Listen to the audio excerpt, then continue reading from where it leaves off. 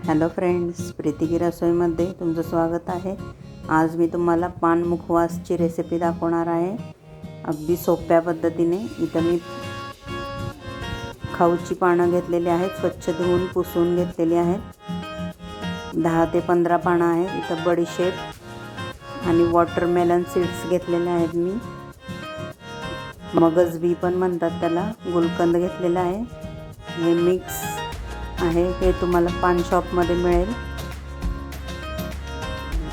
आणि हे काश्मीर मिठा आहे, हे पण तुम्हाला पान शॉपमध्ये मिळेल। हे सर्व साहित्य तुम्हाला पानाच्या दुकानात नक्की मिळेल। हे पहा, अशा पद्धतीने मी फोल्ड करून कात्रीने कट करून घेते पानं। किचनचीच कात्री वापरली आहे मी। अशा पद्धतीने बारीक कट करून घ्यायचे सर्व पानं।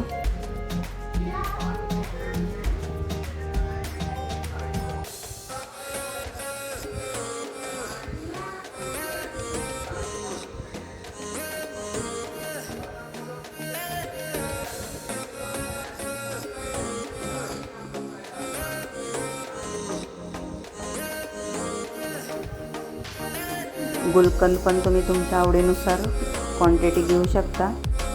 सर्व 2 ते 3 चमचे मी घेतलेला आहे। अशा पद्धतीने मी पानं कट करून घेतलेले आहे।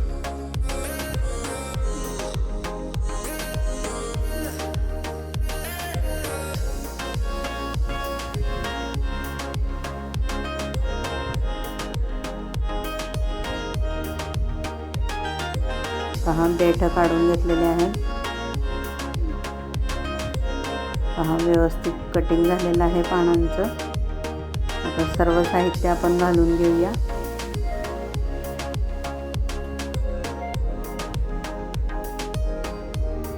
विलायची पावडर घेतलेली आहे मी, ती घालते। थोडीशी अर्धा चमचा मिक्स बडीशेप आहे ही, हे आवडीनुसार तुम्ही घालू शकता। बडीशेप आणि मगज बी घातलेला आहे मी। वॉटरमेलन सीड्स पण म्हणतात त्याला। तुम्हाला ते मिळालं नाही तर तुम्ही नुसती बडीशेप घातली तरी पण चालेल। तर फ्रेश गुलकंद घेतलेला आहे मी, गुलकंद पण तुम्हाला पान शॉपमध्ये मिळेल।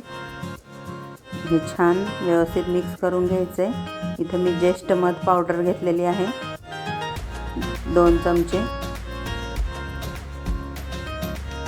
छान गोडसर अशी चव लागते ज्येष्ठ मध पावडरमुळे। आता यामध्ये मी काश्मीर मिठा काढून घेते, जेणेकरून तुम्हाला समजेल की किती घालायचं आहे।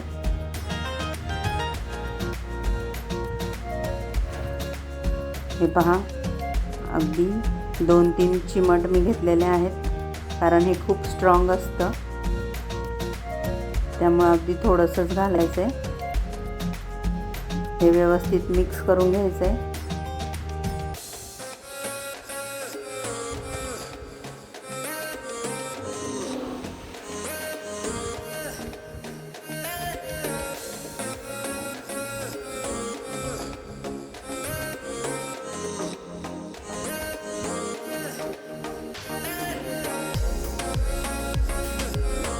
हे पहा, मस्त असं एकसारखं मिक्स करून घेतलेलं आहे मी।